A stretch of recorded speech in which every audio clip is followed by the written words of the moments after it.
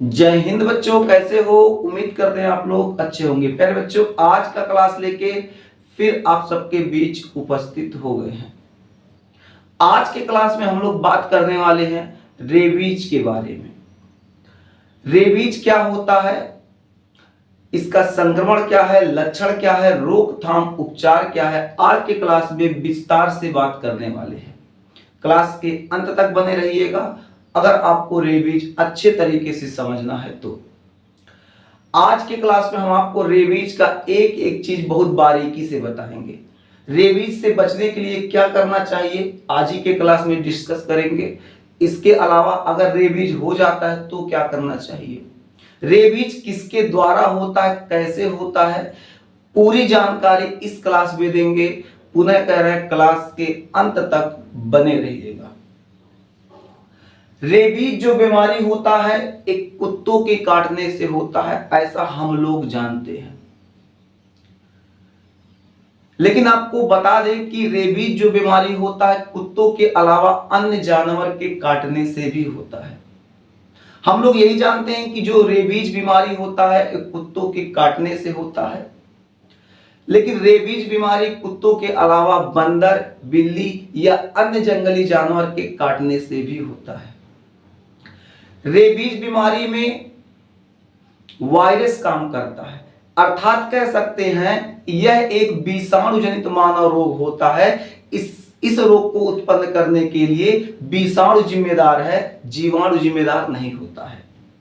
इसमें जो विषाणु काम करता है उस विषाणु का नाम है रेहैब्डो वायरस। यही रेहैब्डो वायरस जब क्या होता है एक स्वस्थ व्यक्ति में जाता है तो उस व्यक्ति में रेबीज नामक बीमारी को उत्पन्न करता है। और जब उस व्यक्ति को रेबीज हो जाता है तो उसका क्या होता है, उस संक्रमित हो जाता है, वो विभिन्न अलग अलग एक्टिविटी करेगा और फिर उसको समस्या हो जाएगी। रेबीज एक प्राणघाती रोग है, अर्थात किसी को रेबीज हो गया, समय पर इसका इलाज नहीं हुआ या इसका टीकाकरण अगर समय पे नहीं हुआ तो उस व्यक्ति का प्राण भी जा सकता है।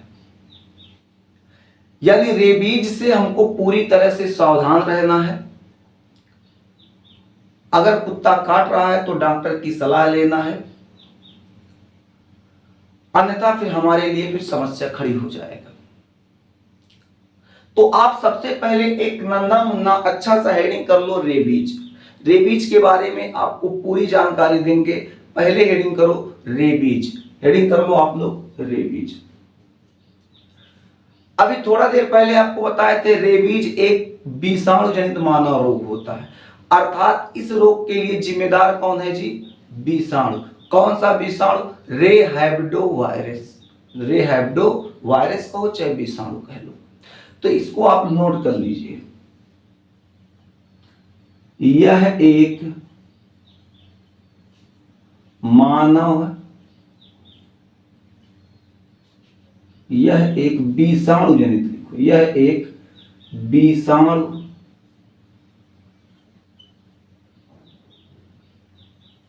यह एक विषाणु जनित मानव रोग है।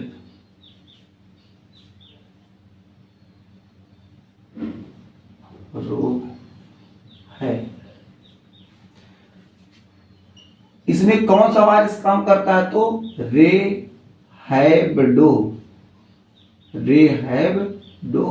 वायरस।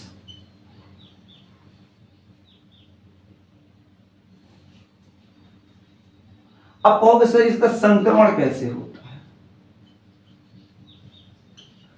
तो हेडिंग कर लो पहले संक्रमण, इन्फेक्शन।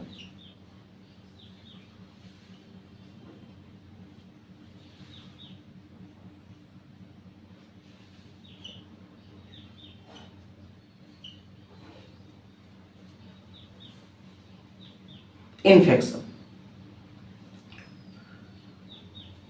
जब आप कुत्ते के संपर्क में आते हैं तो आपको जब कुत्ता काट लेता है तो कुत्ते के लार में पाया जाता है रेहैब्डो वायरस। ये वायरस क्या करता, आपके शरीर में प्रवेश कर जाएगा। अब प्रवेश करने से फिर क्या होंगे, जिसको कुत्ता काटा रहेगा, जिसके शरीर में ये वायरस प्रवेश करेगा, वो क्या होगा, रेबीज से संक्रमित हो जाएगा। यानी इसके संक्रमण का मेन कारण क्या है, कुत्ते का काटना। क्या है जी, कुत्ते का काटना। कुत्ते के काटने से यानी कुत्ते के काटने से वो व्यक्ति संक्रमित हो जाएगा। इसके अलावा बंदर के काटने से भी ये रोग हो सकता है। इसके अलावा अन्य अगर जंगली जानवर काट रहे हैं तो भी इसका खतरा बना रहता है।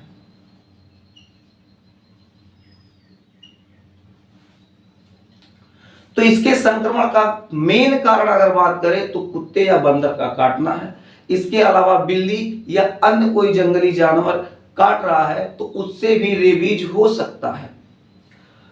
तो इसके संक्रमण का ये होता है कारण।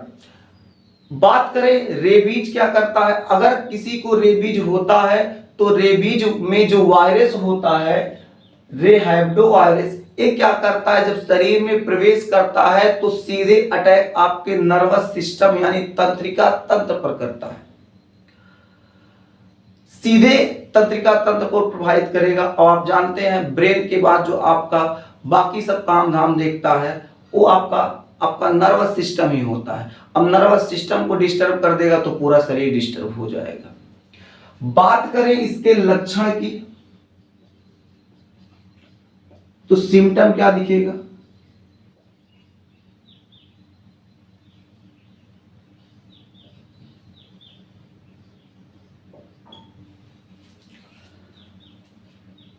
अगर किसी व्यक्ति को कल्पना करते हैं कि वो कुत्ता काट लिया और काटने के बाद वो संक्रमित हो गया, तो संक्रमित हो गया तो उसमें लक्षण क्या क्या दिखाई देगा, कैसे पता चलेगा कि मतलब हाँ इसको रेबीज हो चुका है। तो जिस व्यक्ति को कुत्ता काटेगा और रेबीज हो जाएगा वो व्यक्ति कुछ अलग अलग प्रकार के लक्षण प्रदर्शित करेगा। जैसे उसके सर में बहुत ज्यादा दर्द होगा, गला जो होगा उसमें खराश रहेगा, उसको बहुत ज्यादा घबराहट होगा, वो घबराएगा, बेचैनी उसको रहेगा, उसको भूख लगेगा, खाना खाना चाहेगा लेकिन खाना निगल नहीं पाएगा, उसको खाना निगलने में यानी निगल द्वार में समस्या रहेगी। उसको पानी पीने का इच्छा करेगा, पानी नहीं पी पाएगा। खास करके रेबीज के पेशेंट जो होते हैं उनको पानी से बहुत ज्यादा डर लगता है। पानी से डर लगने के कारण रेबीज को एक और नाम से जाना जाता है जिसे हम लोग हाइड्रोफोबिया कहते हैं। यानी रेबीज का एक दूसरा नाम क्या है, हाइड्रोफोबिया। हाइड्रोफोबिया नाम क्यों पड़ा, क्योंकि इन पेशेंटों में ये लक्षण देखने को मिलता है कि उनको पानी से बहुत ज्यादा डर लगता है। पानी से डर लगने के कारण इनका जो ये नाम पड़ गया है हाइड्रोफोबिया, यही मेन कारण होता है। तो ऐसे पेशेंट जिनको रेबीज है उन्हें पानी से क्या होगा, बहुत ज्यादा डर लगेगा। तो लक्षण में क्या क्या लक्षण दिखेंगे जी, लक्षण में पहला आपको लक्षण दिख जाएगा सर में दर्द,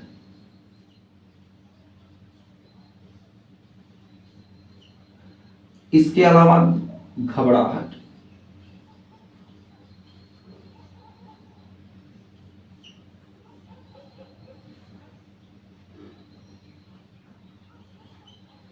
इसके अलावा क्या दिखेगा, गला जो होगा, गले में क्या होगा, खराश बना रहेगा,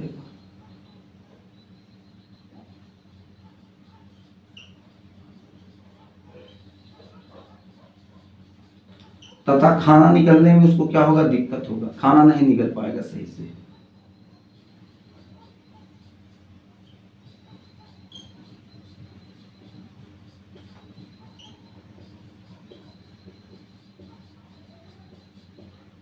खाना निकलने में क्या होगा, उसको समस्या होगा। पानी से उसको डर लगेगा,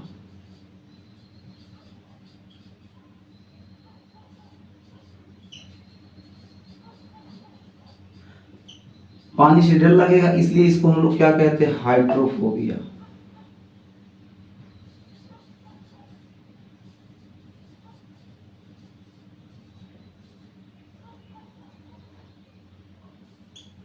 हाइड्रोफोबिया कहते हैं। एक बात और याद रखिएगा, जब किसी व्यक्ति को रेबीज होता है तो रेबीज में जो रेहैप्टो वायरस होता है शरीर में जब प्रवेश करेगा तो एक मस्तिष्क यानी ब्रेन पर अटैक करेगा। ब्रेन की जो कोशिकाएं होंगी और इसके साथ साथ जो आपका स्पाइनल कॉर्ड यानी मेरुरज्जु होगा, इसको धीरे धीरे क्या करेगा, नष्ट करने लगेगा। जिससे क्या होगा, रोगी जो होगा अलग अलग हरकत करेगा, कुत्ते की तरह आवाज निकालना, शरीर को बहुत ज्यादा ऐंठना, थोड़ा सा कूदेगा फानेगा। तो क्या होगा, जो रोगी होगा अलग अलग तरीके से एक्टिविटी करेगा। इसका कारण यही है क्योंकि ये आपके ब्रेन और मस्तिष्क को क्या करेगा, डिस्टर्ब पूरा कर देगा। ये वायरस क्यों करता है, क्योंकि आपके मस्तिष्क में जो सेल होते हैं, कोशिकाएं होती हैं, उसको धीरे धीरे क्या करता है, ये वायरस नष्ट कर देता है। ये जो वायरस होता है बहुत जब घातक रूप ले लेता है तो रोगी का मृत्यु भी हो जाता है, अर्थात व्यक्ति मर भी सकता है। इसलिए ये रोग बहुत घातक हो जाता है। अगर किसी व्यक्ति को कुत्ता या बंदर, बिल्ली, अन्य जानवर काट रहा है तो एक बार डॉक्टर का सलाह जरूर लीजिए। अब बात करें अगर रोकथाम की, तो इसका रोकथाम क्या होगा, रोकथाम एवं उपचार। हेडिंग करो, रोकथाम एवं उपचार।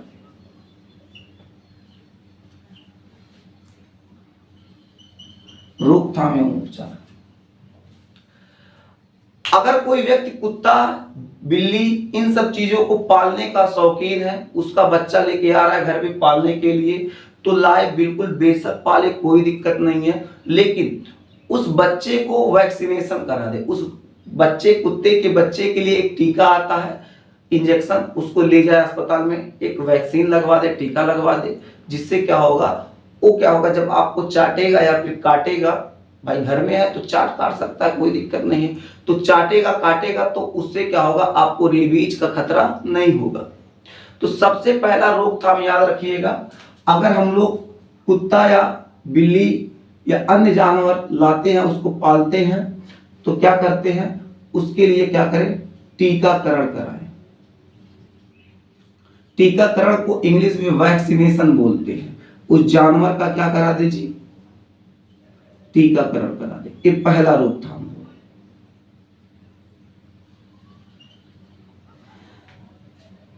अगर आप जा रहे हैं कहीं रास्ते में, कोई कुत्ता, बंदर, बिल्ली आप पे अटैक कर दिया, काट लिया, तो आप उसको हल्के में ना लीजिए कि अरे छोड़िए काट लिया, कोई बात नहीं, इतना तो होता रहता, हम तो बाहुबली के खानदान से बिलोंग करते हैं, हमको तो दिक्कतें नहीं होगा। ऐसा गलती ना कीजिएगा। अगर कुत्ता, बिल्ली, बंदर, अन्य कोई जानवर आपके ऊपर अचानक से अटैक कर दे, आपको काट ले, तो आप तुरंत डॉक्टर का सलाह लेंगे और अस्पताल में जाके इसका वैक्सीनेशन करा देंगे। जो रेहैप्टो वायरस होता है, रेहैप्टो वायरस क्या होता है, एक घातक होता, भी आपको बता चुके हैं। तो रेबीज ना हो, इसके लिए क्या कीजिए, आप अस्पताल में जा सकते हैं और जाने के बाद वहां डॉक्टर से कहिए कि फला जानवर हमको काट लिया है, और उसके बाद डॉक्टर क्या करेगा, आपको क्या करेगा, वैक्सीन देना शुरू करेगा। पहले कुत्ते, बिल्ली, बंदर के काटने पर 14 इंजेक्शन लगता था, जिसको हम लोग कहते थे 14 खुराक लगता था। लेकिन अब जो है आधुनिक समय में, इस समय वर्तमान समय में 14 इंजेक्शन नहीं लगता है, अब केवल 6 इंजेक्शन लगता है। 6 इंजेक्शन लगाएंगे, 6 खुराक लेंगे तो आप एकदम दिक्कत मुक्त हो जाएंगे, आपको किसी प्रकार की समस्या नहीं रहेगी, आप रेबीज के खतरे से बाहर हो जाएंगे। सरकारी चिकित्सा में सरकार इस टीके को निःशुल्क कराई है, आप वहां जाके निःशुल्क ले सकते हैं। अगर आप सरकारी चिकित्सा नहीं जाना चाहते हैं तो प्राइवेट चिकित्सा में भी इसका इलाज है, आप वहां जाके वैक्सीनेशन करा सकते हैं। लेकिन जानवर के काटने पे वैक्सीनेशन कराना अनिवार्य है, नहीं तो फिर आगे चल के समस्या आपके लिए खड़ी कर देगा। तो पहले कितना खुराक लगता था जी, पहले 14 खुराक लगता था, अब कितना खुराक लग रहा है जी, तो वर्तमान समय में 6 खुराक लग रहा है।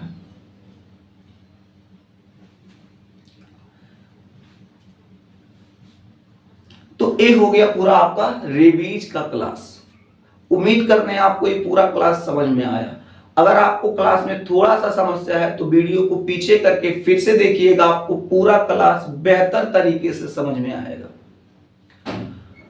और अगर समझ में आ गया हो तो अपने मित्रों के पास क्लास को शेयर जरूर करें, क्योंकि ऐसे ऐसे टॉपिक पे अच्छा क्लास आपके लिए लेके आते रहेंगे। फिर मिलते हैं आपसे अगले क्लास में, तब तक के लिए जय हिंद।